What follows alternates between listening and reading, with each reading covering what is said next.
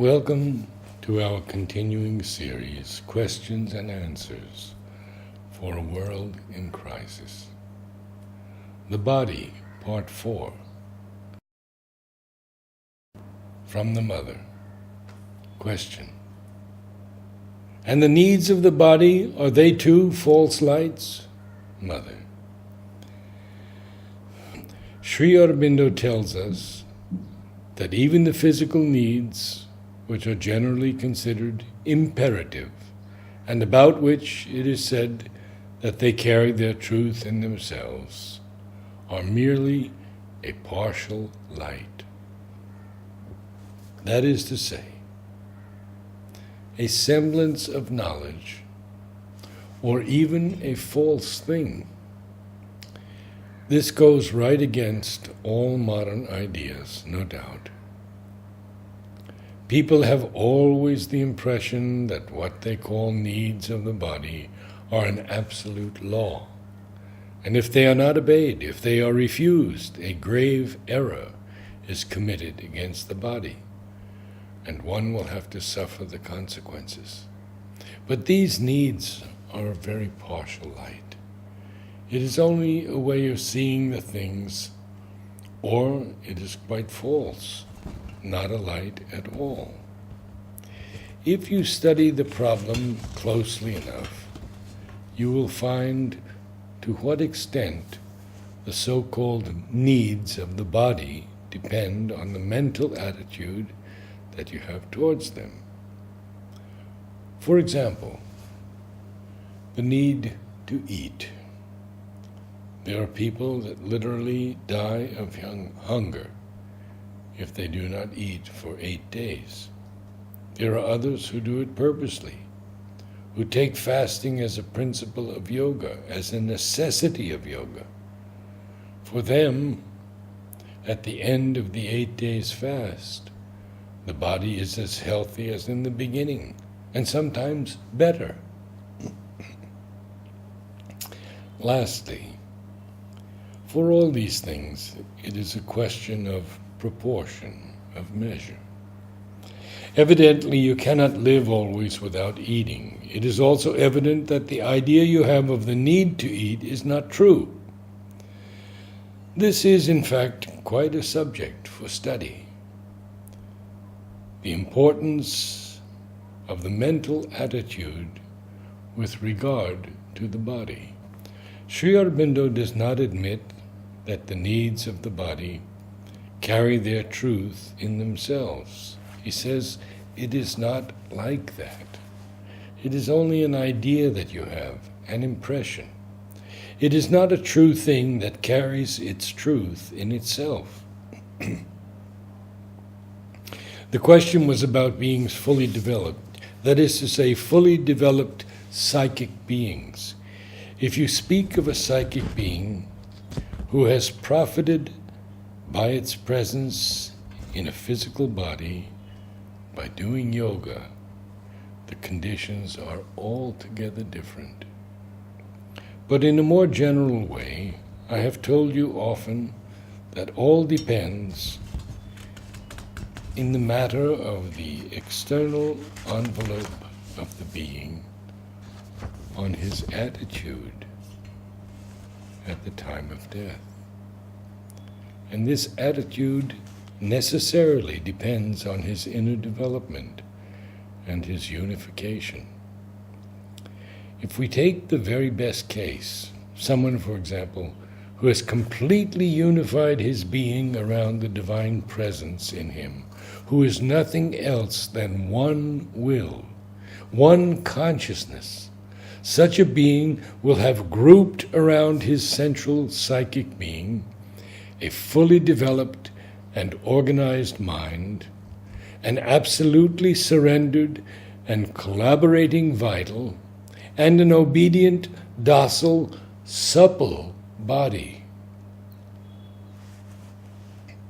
This physical being, fully developed, will have a subtle body, what Sri Aurobindo calls the true physical, which goes infinitely beyond the limits of his body and which will have a suppleness, plasticity, balance, enabling it to adhere to the inner parts of the being and follow the movement of the soul. I do not want to say in its ascension, but in its peregrinations outside the body. What will the soul do? Where will it go? All depends on what it has decided before leaving the body.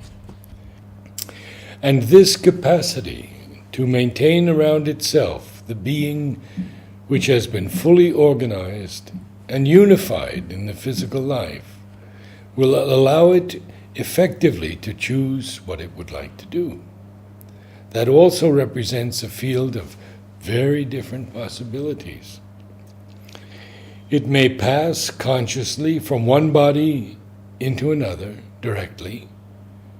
There are cases in which such a being, fully conscious and fully developed, has slowly prepared another being that will be able to receive it, assimilate it, and in order not to stop its material work when it will come out of the body, it will go and join with another psychic being, melt into it, be added to it in another physical body.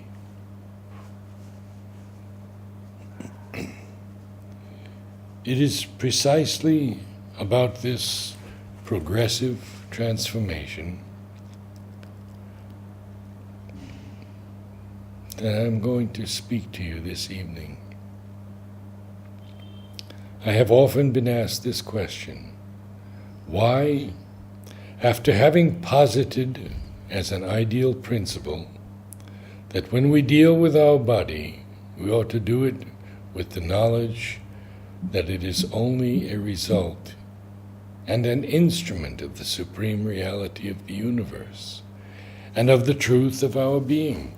Why, after having taught this and shown that this is the truth to be realized, do we have in the organization of our ashram doctors, dispensaries, a physical education of the body based on modern theories accepted everywhere?